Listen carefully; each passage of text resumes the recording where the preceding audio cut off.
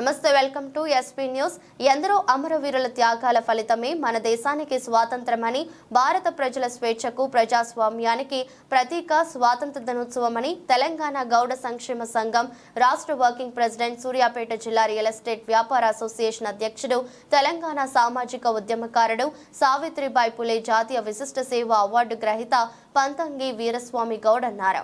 ఈ కార్యక్రమంలో real estate పట్న అధ్యక్షుడు జలగం సత్యం గౌడ్, రియల్ ఎస్టేట్ జిల్లా గౌరవ సలహాదారుడు దేవత కిషన్ నాయక్, జిల్లా ప్రధాన కార్యదర్శి వెన్న శ్రీనివాస్ రెడ్డి, జిల్లా కోశాధికారి పాల సైదులు, పట్టణ రియల్ ఎస్టేట్ ఉపాధ్యక్షుడు పట్టేటి కిరణ్, పట్న ఉపాధ్యక్షుడు ఖమ్మంపాటి అంజయ్య గౌడ్, రియల్ ఎస్టేట్ పట్న కార్యదర్శి ఐతగాని మల్లయ్య గౌడ్, ఆకుల మారయ్య గౌడ్, పట్టణ ఉపాధ్యక్షుడు బానోతు జానీ నాయక్, పట్టణ గౌరవ సలహాదారుడు మండాది గోపాల్ రెడ్డి, వెంకట్రెడ్డి తదితరులు పాల్గొన్నారు.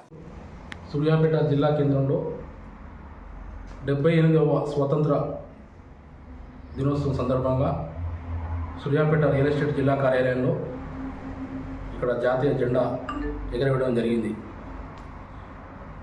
ఈరోజు భారతదేశంలో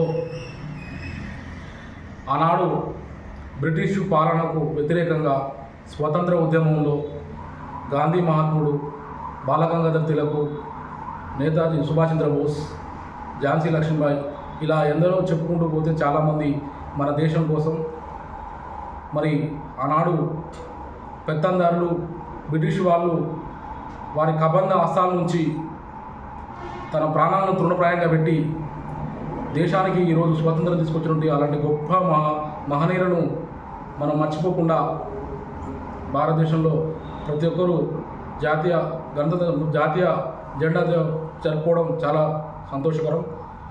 మరి భావితరాలకు వారి యొక్క ఆశయాలు, వారి యొక్క గుర్తులు మనందరం కూడా ఉండాలి.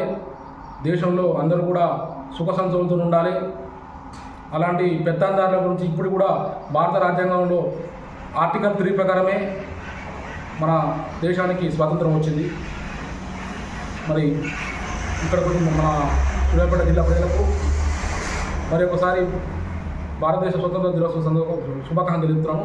ఇక్కడికి వచ్చినటువంటి రియల్ ఎస్టేట్ పట్టణ అధ్యక్షుడు జలగం సత్యం గౌడ్ గారికి, రియల్ ఎస్టేట్ జిల్లా గౌరవ సలహాదారుడు దేవత కిషన్ గారికి, పట్టణ ఉపాధ్యక్షుడు ఖమ్మంపాటి అంజయ్య గారికి, మరి మన పట్టణ ఉపాధ్యక్షుడు మరి కిరణ్ గౌడ్ గారికి అందరికీ నా యొక్క హృదయపూర్వక శుభాకాంక్షలు తెలియజేస్తున్నాను.